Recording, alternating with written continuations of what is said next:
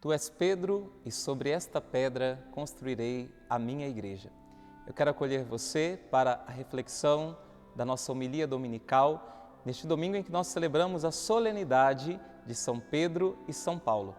E a igreja proclama o Evangelho de São Mateus, capítulo 16, versículos de 13 a 19. Esse Evangelho deve fazer o nosso coração exultar de alegria por sermos católicos e fazermos parte da verdadeira Igreja de Nosso Senhor Jesus Cristo, fundada sobre o apóstolo Pedro. O Evangelho de hoje começa dizendo que Jesus levou os seus apóstolos à região de Cesareia de Filipe. Tudo isso foi programado por Jesus com uma finalidade pedagógica. A cidade de Cesareia de Filipe ficava na Galileia e ela era conhecida pelos seus paredões de pedra que faziam parte do Monte Hermon, e num dos paredões de pedra de Cesareia de Filipe havia uma grande caverna natural que foi constituída como um templo para a adoração dos deuses pagãos. E no período do Império Romano, esta caverna, este templo, era usado para a adoração do imperador. Jesus leva os seus apóstolos até esta região para fazer a proclamação da sua igreja do primado de Pedro, porque ali havia uma falsa rocha, por assim dizer, ali havia uma falsa religião e ali havia um falso senhor, que é o imperador romano. Jesus quer proclamar a verdadeira rocha, que é Pedro. Jesus quer proclamar a verdadeira religião, que é a sua igreja, e Jesus quer proclamar o verdadeiro Senhor, que é Ele mesmo. Ali, naquela região, diante daqueles paredões do Monte Hermon, Jesus então se dirige aos seus discípulos perguntando: o que as pessoas estão dizendo a meu respeito? Quem dizem os homens ser o Filho do Homem? E então os discípulos rapidamente vão começar a dar respostas aleatórias para Jesus, porque as pessoas têm respostas ainda superficiais a respeito de Jesus. Elas não conhecem de fato a sua identidade, a sua missão, quem Ele realmente é. E então, de maneira surpreendente, Jesus se dirige aos seus discípulos e lhes pergunta: e vós, quem dizeis que eu sou? Pedro toma a palavra e diz: tu és o Messias, o Filho do Deus vivo. Com esta proclamação, Jesus também faz uma outra proclamação. Jesus, diante daquilo que Pedro exclama, Jesus também se dirige a Pedro e diz que não foi nem o sangue nem a carne que lhe revelaram aquilo, mas que aquela revelação lhe veio do céu. E Jesus também proclama algo a respeito de Pedro. Eu te digo que tu és Pedro, e sobre esta pedra construirei a minha igreja, e o poder do inferno nunca poderá vencê-la. Nós temos aqui Pedro, que reconhece Jesus como o Christos. Em grego, significa o Messias, ou ungido. E Jesus, que reconhece Simão como o Petros, que significa Pedro, a pedra da igreja de Cristo. Pedro define Jesus. Jesus, por sua vez, define quem é Pedro. Pedro afirma a identidade de Jesus e Jesus, por sua vez, afirma a identidade de Pedro. E aqui, nesta proclamação da identidade de Pedro, Jesus vai mudar o nome de Simão para Pedro. Como nós sabemos, na Bíblia, a mudança de nome sempre designa uma mudança de missão ou designa a atribuição de uma missão. Jesus confere a Pedro o primado sobre a sua igreja, o primado sobre os apóstolos. E para entender bem isso, nós precisamos entender o contexto de todas as Escrituras, porque os protestantes eles tendem a relativizar esse texto ou esvaziar esse texto, tentando provar que Jesus não conferiu um primado a Pedro, mas, de fato, isso está na Sagrada Escritura Isto é confirmado tanto por aquilo que nós podemos ver nas prefigurações do Antigo Testamento, como nós iremos refletir, isso se verifica profundamente em todo o Novo Testamento, especialmente no livro dos Atos dos Apóstolos. Vamos olhar então para o Antigo Testamento e tentar entender por que é que Jesus confere o primado a Pedro. Em primeiro lugar, nós temos em Israel Deus que sela uma aliança com o seu povo. E uma aliança, ela sempre constitui uma família espiritual. Israel é constituído como a família de Deus, uma família espiritual do qual Deus é o próprio chefe, é o próprio Senhor, é o próprio Rei. Porém, Deus exerce o seu poder sobre o povo de Israel, Deus exerce a sua autoridade através de mediadores. Deus foi escolhendo figuras paternas ao longo de toda a história de Israel para governar o povo de Israel, para liderar o povo de Israel e para exercer a autoridade sobre ele. Nós temos as figuras paternas de Abraão, de Isaque, nós temos também a figura de Jacó e dos 12 filhos de Jacó, que foram os chefes das 12 tribos do povo de Israel. Nós temos também a figura de mediadores, como Moisés, que liderou o povo rumo à terra prometida. Moisés era este grande mediador entre Deus e o povo de Israel. Moisés também escolheu outros 70 anciãos para auxiliá-lo, porém Moisés ocupava ali um papel de destaque, de liderança, dado e constituído pelo próprio Deus. Nós temos também no Antigo Testamento a figura de sacerdotes, como Arão, que é irmão de Moisés, e os outros sacerdotes também que marcaram a vida do povo de Israel. Nós temos a figura dos juízes, em destaque o juiz Samuel, que também exerceu o poder de ungir os reis em nome de Deus. E nós temos os próprios reis, que eram considerados como os ungidos da parte de Deus e que exerciam um poder e uma autoridade em nome do Deus de Israel. Então nós temos, ao longo de todo o Antigo Testamento, figuras paternas, mediadores, que exercem a autoridade em nome de Deus. Eles são mestres do povo de Israel, eles exercem também um poder de governar e eles exercem também uma autoridade para legislar e julgar o povo de Israel. Outra coisa importante é quando nós olhamos para o Antigo Testamento para o reinado de Davi, que foi o rei segundo o coração de Deus.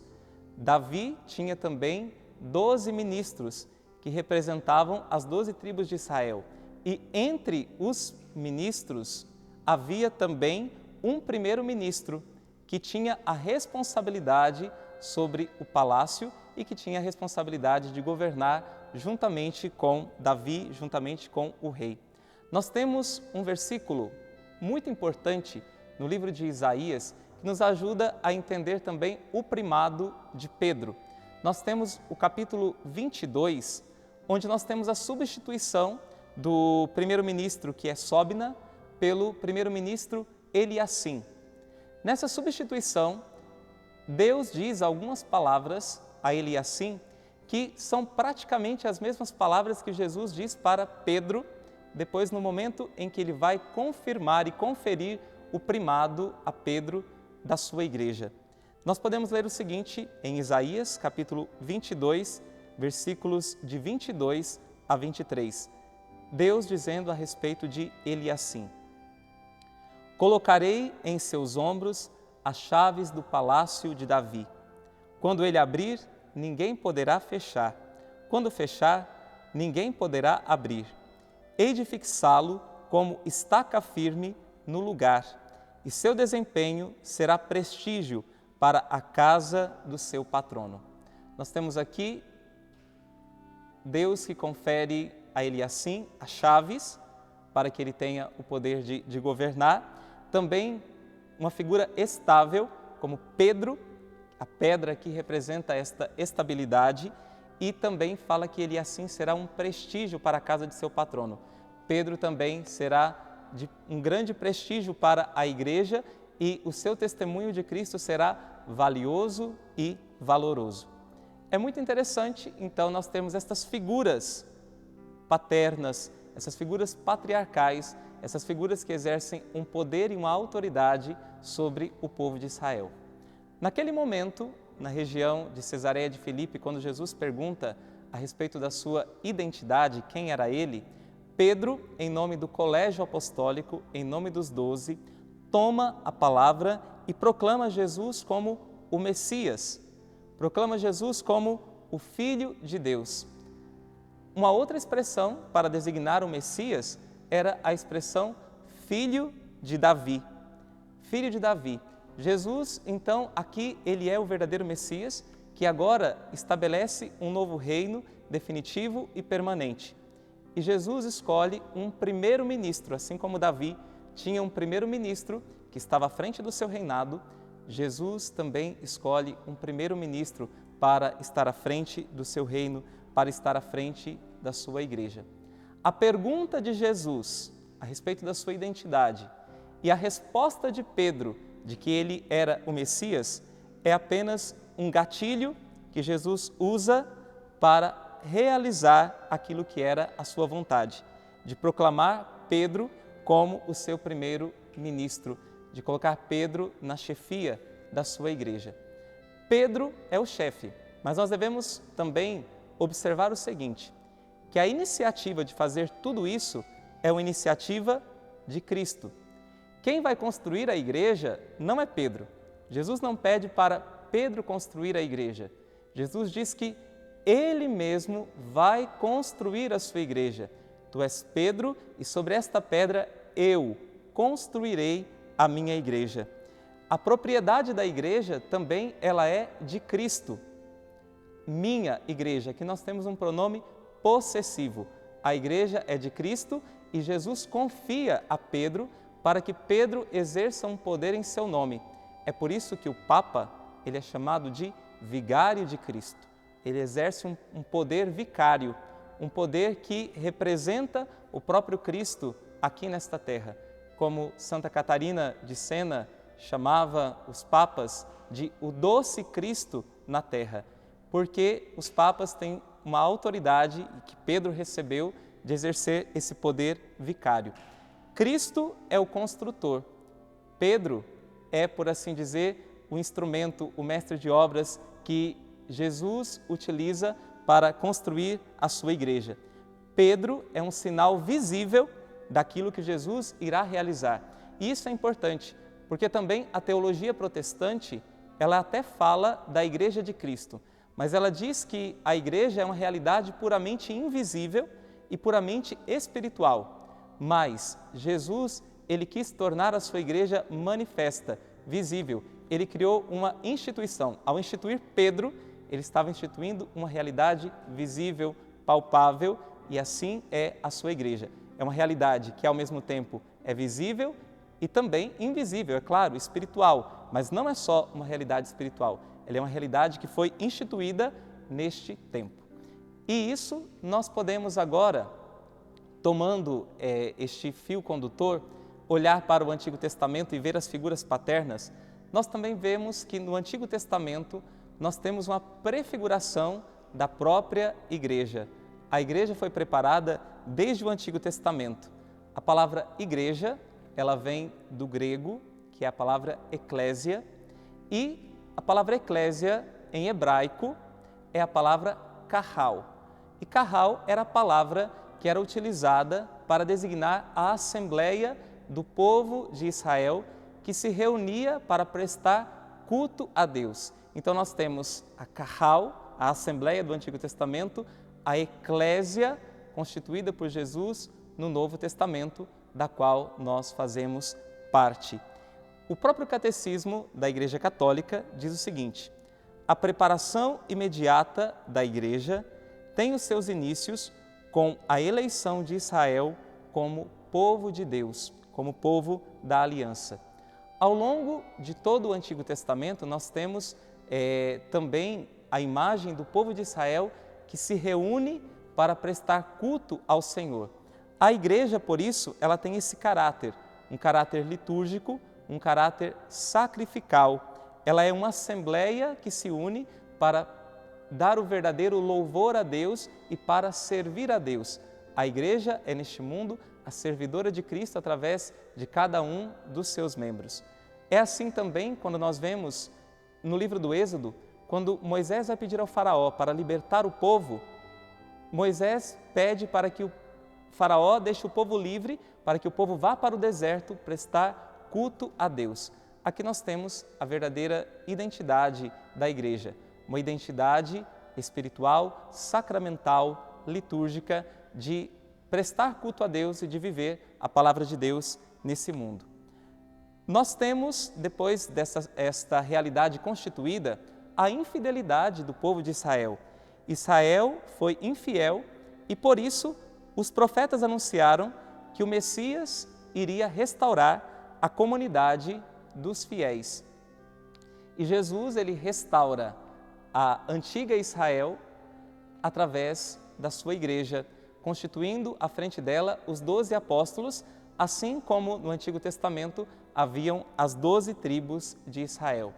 E São Paulo, nas suas cartas, ele vai chamar a igreja de Novo Israel de Deus.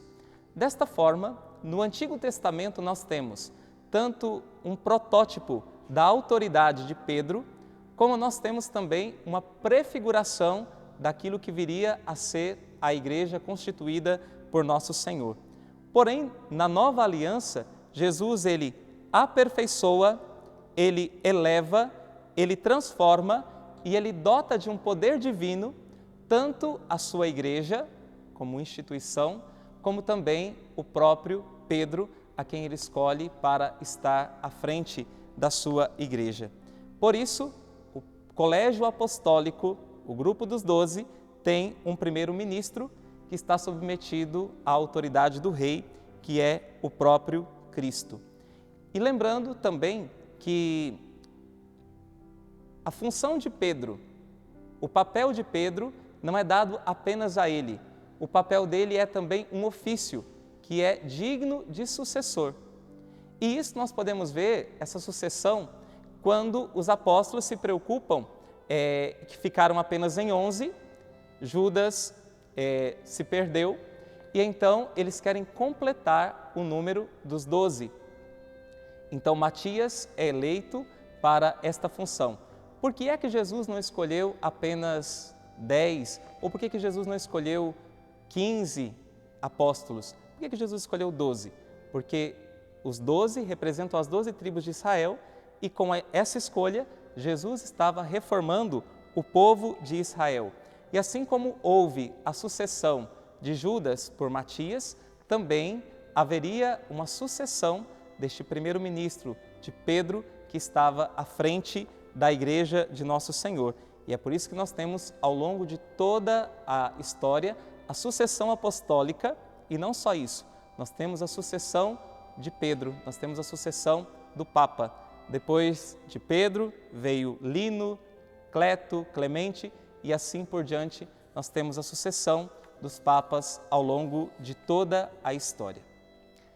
Outro fato importante que demonstra para nós esta autoridade e este poder dado por Jesus a Pedro, que era reconhecida, esta autoridade era reconhecida por todos os escritos do Novo Testamento, é que nos evangelhos, quando vai citar a lista dos 12 apóstolos, Pedro é citado sempre por primeiro. E não só é citado por primeiro, como também, normalmente ligado ao seu nome, tem um advérbio de destaque. Nós podemos tomar, por exemplo, o Evangelho de São Mateus, no capítulo 10, versículo 2, em que nós lemos o seguinte: estes são os nomes dos 12 apóstolos. Primeiro, Simão Pedro. Depois, e então vai citar os outros 11. Aqui, esta palavra primeiro quer dar um destaque, porque Pedro foi constituído como o primeiro, como aquele que tem a autoridade sobre os demais apóstolos. Depois, também no Evangelho de São Lucas, no capítulo 22, versículos de 31 a 32, Jesus pede para que Pedro confirme os seus irmãos na fé. Jesus dá a ele mais uma vez esta autoridade. No capítulo 21 do Evangelho de São João, João 21, versículo 17, Jesus então confere a Pedro a autoridade para pastorear o seu rebanho, para pastorear a sua igreja.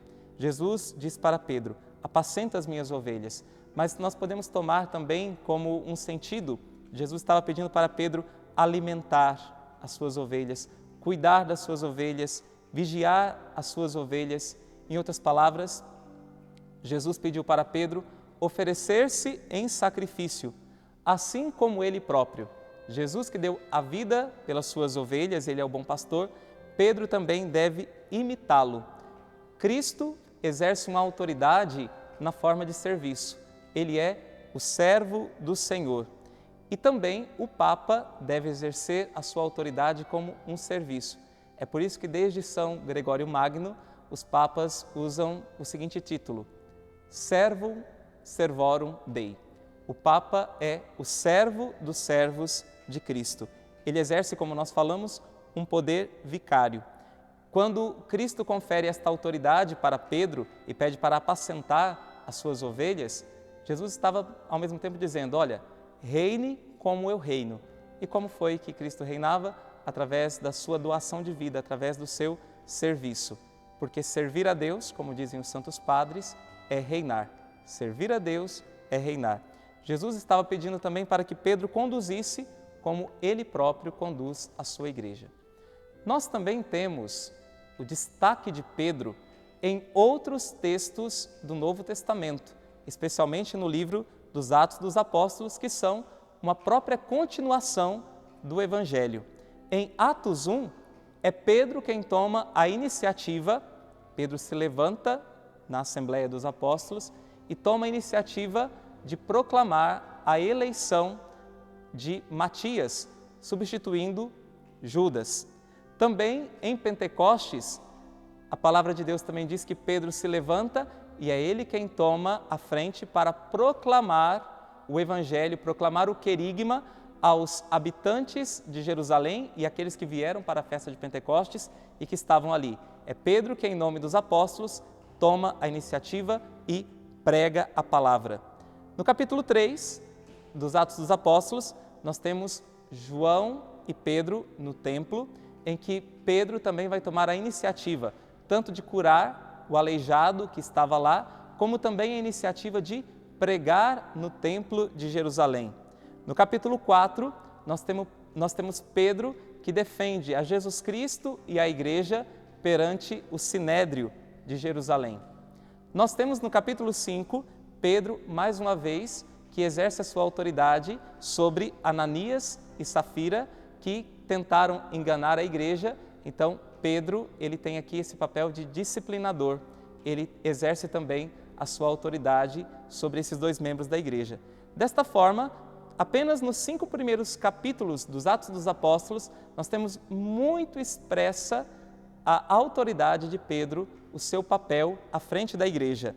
Uma autoridade exercida sobre os outros apóstolos, sobre a multidão em Jerusalém, uma autoridade exercida no templo, uma autoridade exercida perante o Sinédrio e uma autoridade exercida sobre os membros da igreja, aqui na pessoa de Ananias e também de Safira. Outro lugar importante em que aparece a autoridade de Pedro no livro dos Atos dos Apóstolos é no capítulo 15, por ocasião do primeiro concílio da igreja, o concílio de Jerusalém. É Pedro quem toma a palavra e quem faz as definições necessárias para esse concílio. Então a figura de Pedro se destaca em todos os momentos aqui. Então Pedro é o primeiro, é ele quem prega, é ele quem ensina, ele que toma a iniciativa de curar em nome de Jesus, é ele quem administra a igreja e quem administra também a disciplina para os fiéis. Nós temos assim esse papel evidente, inegável e inegociável de São Pedro. Então nós podemos ter esta garantia que nosso Senhor, ele fundou a sua igreja sobre o apóstolo Pedro e que hoje ele continua o seu ministério através da figura do Papa. Por isso, esse dia também é o dia do Papa, em que nós somos convidados a rezar pelo sucessor de Pedro, para que ele também cumpra a sua missão dada por Cristo aqui nesta terra. e ele a cumpra bem. Hoje é, acima de tudo, um dia de oração pelo Papa e um dia de nós sentirmos também uma grande alegria por sermos católicos. Para não nos delongarmos muito nesta homilia, vamos refletir rapidamente sobre outra grande figura, que é a figura de São Paulo, que ao lado de Pedro levou o Evangelho a todas as nações. São Paulo, que é conhecido como o apóstolo dos pagãos, o apóstolo dos gentios, incansável. E uma das coisas que me chama a atenção na figura de Paulo é o seu amor profundo pelo Evangelho, um amor apaixonado, o seu perfil apostólico e missionário, a ponto de São Paulo dizer: por causa do Evangelho eu faço tudo, eu sou capaz de tudo, ai de mim se não pregar o Evangelho. A segunda leitura deste domingo, da solenidade de São Pedro e São Paulo, ela resume aquilo que é a própria missão de Paulo, quando ele diz: combati o bom combate, completei a corrida, guardei a fé. E ele diz que esta fé que ele guardou, mas não só guardou, mas que ele pregou, é o Evangelho integral. Não é o Evangelho pela metade, não é a doutrina pela metade, mas é a doutrina católica, a doutrina inteira, a doutrina deixada por nosso Senhor Jesus Cristo para a sua Igreja. Meus queridos irmãos e irmãs, nós podemos ter a certeza de que nós não estamos sem os nossos pais na fé, que nós não estamos nesse mundo vagando na fé, mas nós temos pedra firme na qual nós estamos assentados na nossa fé, a figura de Pedro. Nós temos a figura firme, resoluta de São Paulo, que nos dá a certeza de que nesse mundo também nós devemos proclamar o Evangelho e viver integralmente na Igreja deixada por nosso Senhor Jesus Cristo. Que esses dois apóstolos intercedam por nós e nos façam crescer cada vez mais na fé e na pertença à única Igreja de nosso Senhor Jesus Cristo. São Pedro, rogai por nós. São Paulo, rogai por nós. Deus te abençoe.